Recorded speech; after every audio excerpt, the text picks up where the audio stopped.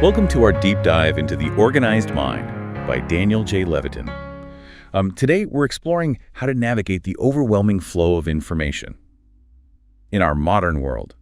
It's a timely topic. We're bombarded with more data than ever before, and our brains, well, they evolved for a much different environment. They can struggle to keep up. That's right. Levitin points out that our brains are more like a haphazardly renovated house than a neatly organized filing cabinet. It's not exactly built for the digital age. Yeah, this mismatch between our ancient brains and the modern world, it can lead to some interesting challenges, like the way we respond to stories versus statistics. The Volvo story he shares, it really highlights this. Even when faced with overwhelming data suggesting Volvos are reliable, one negative anecdote from a friend almost derailed his colleague's decision to buy one. Right, that anecdote. It Yeah. tapped into a powerful cognitive illusion. Our brains are wired to prioritize vivid stories over dry statistics, even if those stories are statistically insignificant. And a little unsettling to realize how easily our judgments can be swayed, even when we think we're being logical. So how do we combat these cognitive illusions and make better decisions? One key is recognizing that our brains need help. We need to create external systems, like calendars, to-do lists, and filing systems, to manage the information overload. It's like creating specialized departments in a company to handle different tasks, freeing up the CEO, our brain, to focus on the big picture. Levitin suggests thinking about our homes in a similar way. Exactly. He argues that physical clutter can contribute to mental clutter, making it harder to think clearly and make decisions. So decluttering our physical space can actually free up mental bandwidth. Precisely. And there are practical ways to do this. Think about how you organize your kitchen. Categorizing items into designated drawers and cabinets can make it easier to find what you need. That's something I already do. But I never thought of it as an organizational strategy for my mind. It absolutely is. By grouping similar items together, you're offloading some of the mental effort of remembering where everything is. It's like creating a mental shortcut. Instead of having to remember the location of every single spice, I just need to remember the spice drawer. What about those items that don't fit neatly into a category? Levitin recommends designated spaces for things you tend to lose, like keys or wallets. He even suggests attaching tools directly to appliances or furniture for easy retrieval. Attaching tools sounds a bit extreme, but I can see the logic. How many times have I wasted precious minutes searching for a screwdriver? These seemingly small organizational tweaks can have a surprisingly big impact on our efficiency and stress levels. That freed up mental space can then be used for more important things, like creativity and problem solving. But it's not just about our physical space, right? Levitin also delves into the complexities of social organization. That's right. In an age of ever-expanding social circles, keeping track of relationships and nurturing those connections can be a challenge. It's easy to let those connections slip through the cracks, especially when we're bombarded with so much information from all directions. How do we prioritize those important relationships without feeling overwhelmed? Levitin shares a fascinating system used by celebrity attorney Robert Shapiro. Every time he meets someone new, he jots down notes on their business card or a piece of paper, capturing details about their interaction. So he's not just relying on his memory, he's creating a physical record of those encounters. Exactly.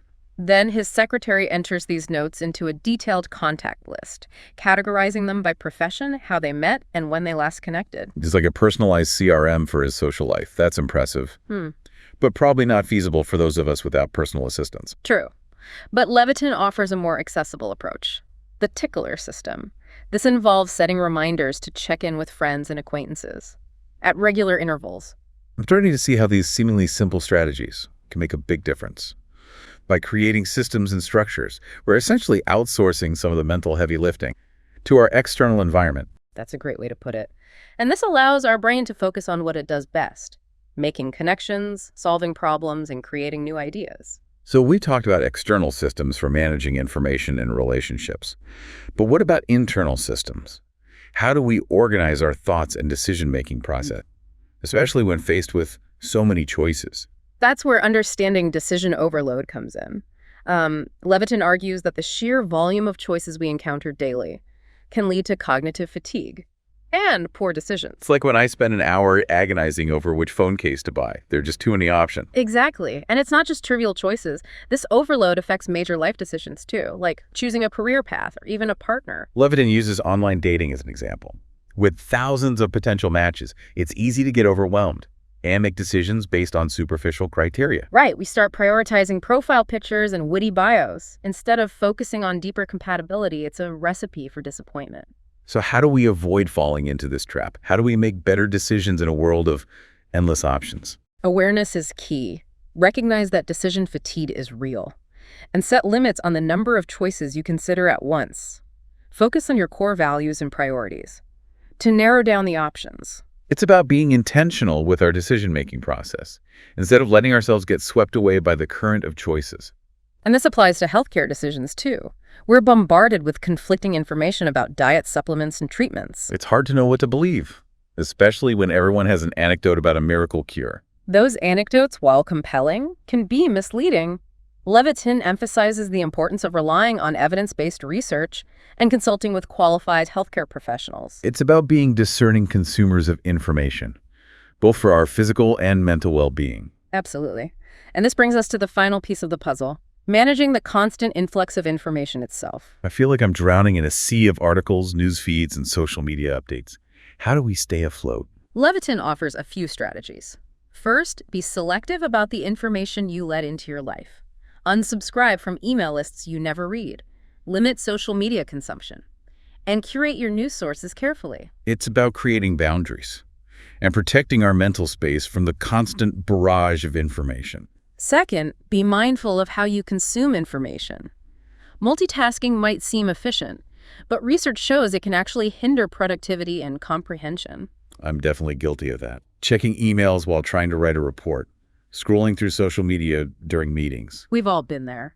But by focusing on one task at a time, we can improve our efficiency, creativity, and overall satisfaction. It's like decluttering our mental workspace to allow our brains to operate at their full potential. And finally, remember that you don't have to know everything. In the age of Google, the most valuable skill is knowing how to find and evaluate information effectively. So it's not about memorizing facts, but about developing critical thinking skills and being resourceful. Exactly. And that involves recognizing our own biases, challenging our assumptions, and being open to new perspectives. This all circles back to the idea of an organized mind. It's not just about having a tidy desk or a color-coded calendar.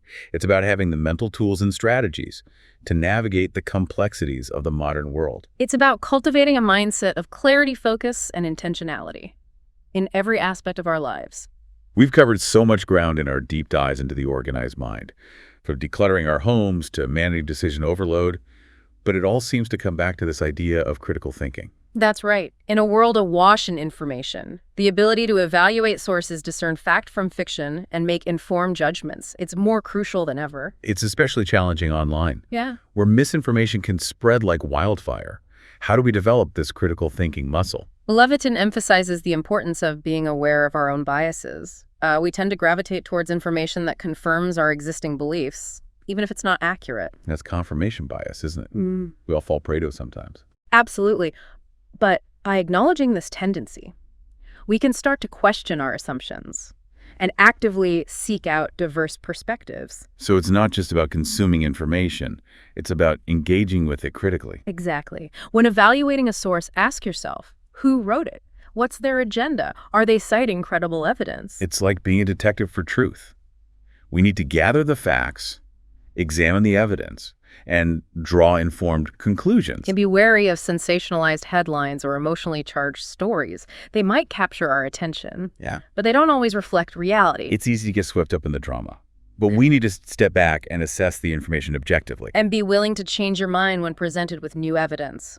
Holding on to outdated beliefs, even when they've been debunked, is a sign of intellectual rigidity. That can be tough, especially when we've invested a lot in a particular viewpoint. Yeah. But true learning involves evolving our understanding. Precisely. It's a continuous process of questioning, refining, and expanding our knowledge. This has been such an enlightening exploration of how to organize our minds in the digital age.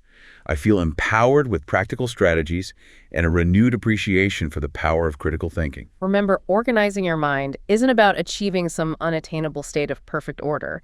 It's about finding what works for you, developing healthy habits, and cultivating a mindset of clarity and intentionality. It's about taking control of the information flow instead of letting it control us. And ultimately, it's about using that organized mind to live a more productive, creative, and fulfilling life. We hope this deep dive into the organized mind has given you valuable insights and tools to navigate our complex world. So go out there and start organizing your world. Until next time, on The Deep Dive.